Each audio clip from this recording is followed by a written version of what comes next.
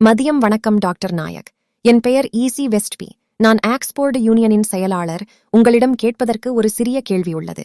ஹிஜாப் என்பது ஒரு பெண்ணை பாதுகாப்பதற்கு துணை புரியும் ஒரு விஷயம் என்று நீங்கள் பேசுகிறீர்கள். ஒரு பெண் தனக்கான முடிவைதானே எடுப்பதை தடுப்பது என்பது அவளை குறைத்து மதிப்பிடுவதாகவும் மற்றும் அவமதிப்பதாகவும் இல்லையா? இதற்கு நீங்கள் எப்படி பதிலளிப்பீர்கள்? கேள்வி என்ன சகோதரி, திரும்ப கேட்க முடியுமா? நான் சொன்னது, உங்களுடைய உரையில் ஹிஜாப் என்பது பெண்ணை பாதுகாப்பதற்கான ஒன்று என்று பேசினீர்கள். ஆனால் அது பெண்களை குறைத்து மதிப்பிடுவதாகவும் அவமதிப்பதாகவும் மற்றும் பெண்கள் தங்களுக்கான முடிவை தாங்களே எடுக்க அனுமதிக்காததாகவும் எப்படி இல்லாமல் போகும்? சகோதரி ஒரு மிக சிறந்த கேள்வியை எழுப்பியுள்ளார். ஒரு பெண்ணுக்கு ஹிஜாப் தேவை என்று நான் கூறும்போது அது அந்த பெண்ணை குறைத்து மதிப்பிடுவது போலாகாதா? அது அவளை அவமதிப்பது போலாகாதா? நீங்கள் குர்ஆனை படித்தால் குர்ஆனும் இஸ்லாமும் ஹிஜாபை விதியாக்கி உள்ளது. அதாவது பெண் மூடப்பட்டிருக்க வேண்டும். வெளியே தெரியக்கூடிய பகுதிகள் முகம் மற்றும் மணிக்கட்டு வரையிலான கைகள் மட்டுமே. இது கண்ணியத்திற்காக ஆகும். இது குர்ஆனில் மட்டுமல்ல, பைபிளிலும் கூட குறிப்பிடப்பட்டுள்ளது. நீங்கள் பைபிளை படித்தால் 1 தீமோத்தேயு அதிகாரம் 2 வசனம் 9 சொல்கிறது, பெண்கள் தகுதியான ஆடை அணிந்து நாணத்தோடும் தெளிந்த புத்தியோடும் தங்களை அலங்கரிக்க வேண்டும் என்றும் பின்னப்பட்ட மயிரினாலும் பெண்ணினாலும் முத்துக்களினாலும் அல்ல என்று கூறப்பட்டுள்ளது. இது மேலும் குறிப்பிடப்பட்டுள்ளது 1 கொரிந்தியர் அதிகாரம் 11 வசனம் 5 முதல் 7 வரை. ஒரு பெண் தன் தலையை மூடாமல் இருந்தால் அவள் தன் தலையை அவமதிக்கிறாள். அவளுடைய தலை சிரைக்கப்பட வேண்டும். எப்படியோ நான் இதனுடன் உடன்படவில்லை. நான் பைபிளிலிருந்து உங்களுக்கு மேற்கோள் காட்டுகிறேன். அதேபோல் நீங்கள் வேதங்களுக்கு சென்றால் பெண் தன் தலையை மூட வேண்டும் என்று அது கூறுகிறது. எனவே அனைத்து மத வேதங்களுமே பெண் தன் தலையை மூடுவதை பற்றி பேசுகின்றன. இது கண்ணியத்திற்காகவே தவிர பெண்ணை அவமதிப்பதற்காக அல்ல. நீங்கள் பகுப்பாய்வு செய்து பார்த்தால் என் மீது ஒரு குற்றச்சாட்டு வைக்கப்பட்டது.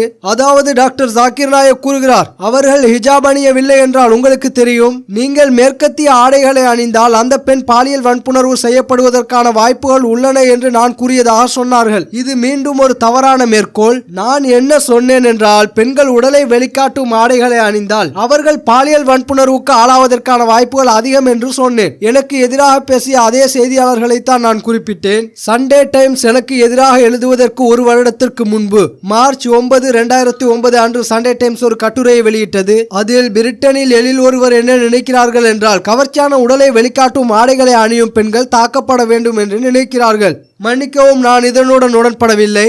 இது புள்ளி விவரம். இது மார்ச் 9, 2009 அன்று சண்டே டைம்ஸில் கொடுக்கப்பட்ட புள்ளி விவரம். அதாவது பிரிட்டனில் எழில் ஒருவர் பிரிட்டிஷ்காரர் உடலை வெளிக்காட்டும் மற்றும் கவர்ச்சியான ஆடைகளை அணியும் பெண்கள் தாக்கப்பட வேண்டும் என்று நம்புகிறார்கள். நான் இதை மறுக்கிறேன். மேலும் இன்னொரு கட்டுரை வந்தது 2005ஆம் ஆண்டில் அதே சண்டே டைம்ஸ் செய்தித்தாளில் வந்தது. அது என்னவென்றால் 26% பிரிட்டிஷ் மக்கள் உடலை வெளிக்காட்டும் ஆடைகளை அணிவதுதான் பாலியல் வன்புணர்வுக்கு பகுதியளவு அல்லது முழுமையான காரணம் என்று கருதுகிறார்கள். எனவே நான் என்ன சொல்ல வருகிறேன் என்றால், நீங்கள் எவ்வளவு கண்ணியமாக ஆடை அணிந்திருக்கிறீர்களோ அவ்வளவு அதிகமாக நீங்கள் மதிக்கப்படுவீர்கள். எனவே இஸ்லாம் பெண்களுக்கு கண்ணியமான ஹிஜாபை விதியாக்கியுள்ளது. அவளை அவமதிப்பதற்காக அல்ல, அவளை உயர்த்துவதற்காக. நான் ஒப்புக்கொள்கிறேன், கலாச்சார வேறுபாடுகள் இருக்கலாம் என்பதை. இஸ்லாம் யாரையும் கட்டாயப்படுத்தி இதை ஏற்க வைக்க முடியாது. கலாச்சார வேறுபாடுகள் உள்ளன. உதாரணமாக நான் ஒரு உதாரணம் தருகிறேன். சில சமூகங்கள் என்ன நினைக்கின்றன என்றால், ஒரு பெண்ணை பார்ப்பது கூட கண்ணியமற்றது என்று நினைக்கிறார்கள்.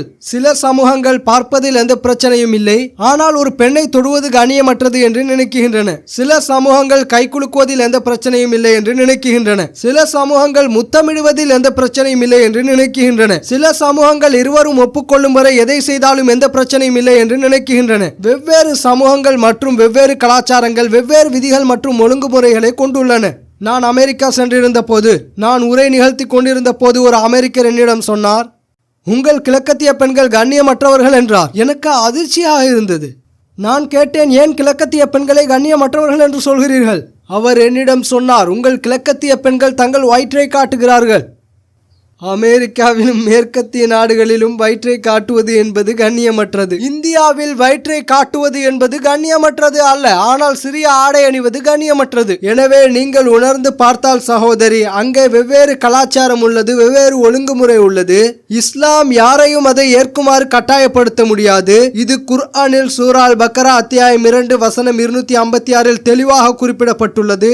லா இக்ராஹ ஃபித்தீன், மதத்தில் எந்த கட்டாயமும் இல்லை. ஆனால் சில பெண்கள் ஹிஜாப் அணிய விரும்பினால், ஏனெனில் அவர்கள் அதன் மூலம் கண்ணியமாகவும் மதிக்கப்படுவதாகவும் உணர்ந்தால், அதை விரும்பினால் வேறு எந்த பெண்ணும் அதை எதிர்க்கக்கூடாது என்று நான் நினைக்கிறேன். நான் இங்கிலாந்திற்கு சென்றிருந்த போது நூற்றுக்கணக்கான ஆயிரக்கணக்கான பெண்களை பார்த்திருக்கிறேன். அவர்கள் தங்கள் தலையை மூடுகிறார்கள். மேலும் இந்த கண்ணியத்தின் காரணமாக தங்கள் உயர்த்தப்பட்டதாக அவர்கள் உணர்கிறார்கள்.